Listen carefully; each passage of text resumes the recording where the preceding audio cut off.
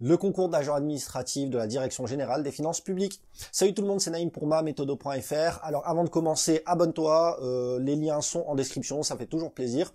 Aujourd'hui, on va parler du concours d'agent administratif, donc le concours de catégorie C, proposé par la Direction Générale des Finances Publiques, appelé avant les impôts. Et du coup, on va parler de ce concours-là parce que j'ai préparé beaucoup de personnes à la fois à l'écrit et aux oraux, à l'oral plutôt, vu qu'il n'y en a qu'un, de ce concours-là, et puis on va en discuter maintenant. Je me suis dit que ça pouvait être sympa de faire une petite vidéo rapide pour te présenter les différentes épreuves, pour que tu vois un petit peu plus clair si tu envisages de passer ce concours-là. Alors, ce concours a 3 épreuves, 2 écrits et 1 oral. Le premier, on peut pas considérer que c'est un écrit, tu vas vite comprendre pourquoi. Donc la première épreuve, c'est une épreuve de préadmissibilité. Donc elle est intitulée comme ça, et en fait c'est un QCM qui dure 1h30 sur une 50aine de questions et dont le coefficient est de 1. Donc c'est un coef 1, l'épreuve de préadmissibilité. Et du coup, tu as des fois 54, des fois 56 questions sur 4 matières. Donc tu as orthographe, vocabulaire, conjugaison, enfin le français. Ensuite, tu as raisonnement, tu vois, tout ce qui est logique, tout ça. Ensuite, tu as des calculs. Et ensuite, tu as culture générale. Donc, tu as ces 4 matières-là à traiter dans le QCM. Et très souvent, l'erreur qui est faite par les candidats, c'est de penser que, vu que c'est un QCM, je vais y aller comme ça, en fait. Et c'est une erreur qui peut parfois être fatale, parce que la particularité de ce concours-là, c'est que c'est pas un concours qui te permet de faire d'impasse. C'est-à-dire qu'il y a beaucoup de personnes qui se disent, finalement, le QCM, je pense que je vais l'avoir parce que la barre d'admissibilité, de préadmissibilité, elle est basse. Et du coup, c'est une erreur parce que si tu raisonnes comme ça, il faut que tu ramènes un 17 à l'oral pour pouvoir être pris en liste principale. Et du coup, moi, je pense que c'est une très mauvaise stratégie. Et au contraire, le QCM, l'épreuve de préadmissibilité, doit se préparer véritablement. Donc du coup, ça c'est l'épreuve de préadmissibilité, je répète, QCM 1h30, coefficient 1, sur une 50aine de questions. Important de le savoir, mais bon, voilà, c'est écrit sur la copie noir sur blanc, les mauvaises réponses sont sanctionnées. Donc aussi, il faut adopter la stratégie de ne pas répondre plutôt que de faire une erreur. Et en même temps, quand on n'est pas très sûr de ses connaissances, c'est très compliqué de ne pas répondre ou alors de répondre sans être sûr. Enfin, tout ça, c'est une stratégie à adopter. Mais effectivement, les réponses négatives sont sanctionnées. C'est bon à savoir. Le matin, donc très souvent, en fait, tu as l'épreuve de préadmissibilité. Et je crois que c'est 1 heure ou 1h30 après, tu as une petite pause. Tu passes l'épreuve d'admissibilité. Alors l'épreuve d'admissibilité, c'est un écrit. Tu as un corpus documentaire sur un sujet bien particulier. Et au début, en fait, tu as 3 parties dans cette épreuve-là d'admissibilité. La première partie, c'est des questions sur le corpus documentaire. Tu as à peu près 4 questions comme ça. Que tu dois traiter. De toute façon, tous les sujets sont en ligne, mais c'est bien de le présenter. Ensuite, en deuxième partie, tu as un traitement de données.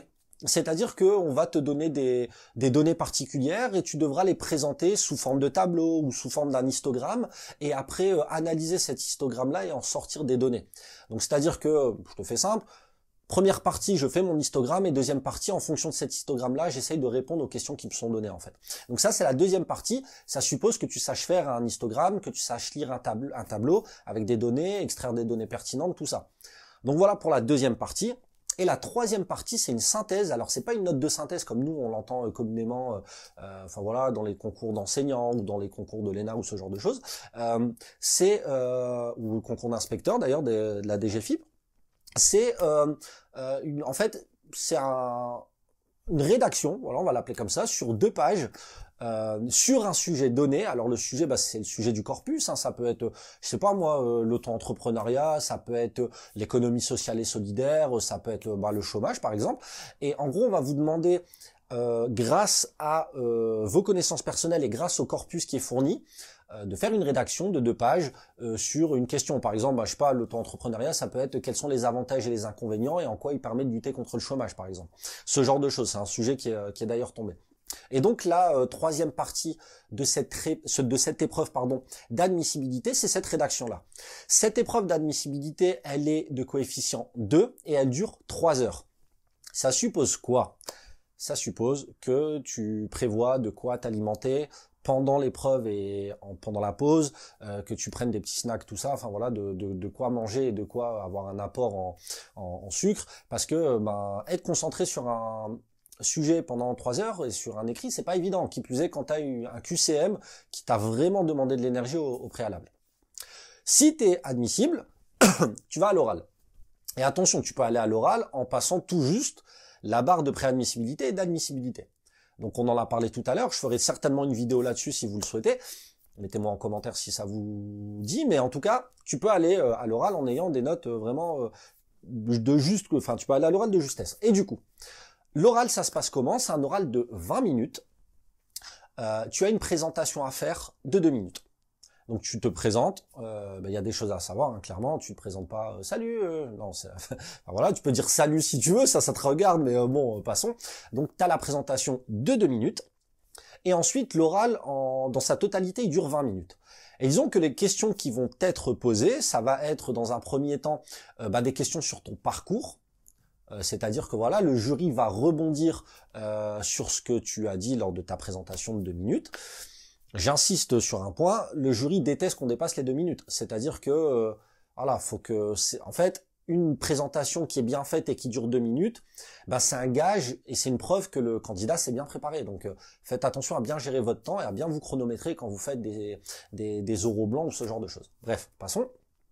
Donc, au début, les questions, ça va être sur votre motivation, et votre parcours, La deuxième partie, ça va être sur vos motivations à rejoindre la Direction Générale des Finances Publiques, qu'on appelle plus communément DGFiP.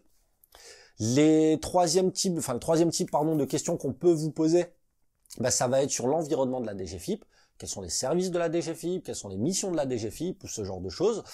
Et puis aussi, on peut vous parler des douanes, hein, donc ça aussi, il faut être à l'affût, et il faut clairement avoir des connaissances sur cette administration-là. Et enfin, on va vous proposer des mises en situation. Alors des mises en situation, là je ne veux pas vous en faire parce que j'ai pas envie que la vidéo dure 25 minutes et de toute façon c'est pas l'objet de la vidéo. Là c'est vraiment de vous présenter les épreuves.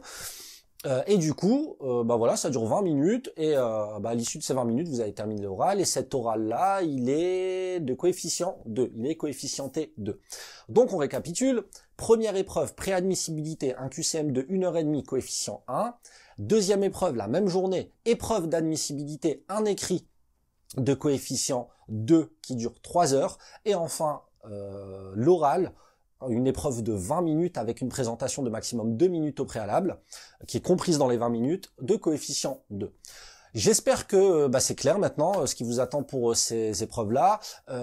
Si cette vidéo vous a plu et qu'elle peut aider certains, n'hésitez pas à la partager, n'hésitez pas à mettre un pouce bleu, ça me motive à continuer ce genre de vidéo. Prenez soin de vous surtout. Très bonne journée tout le monde. Bye bye.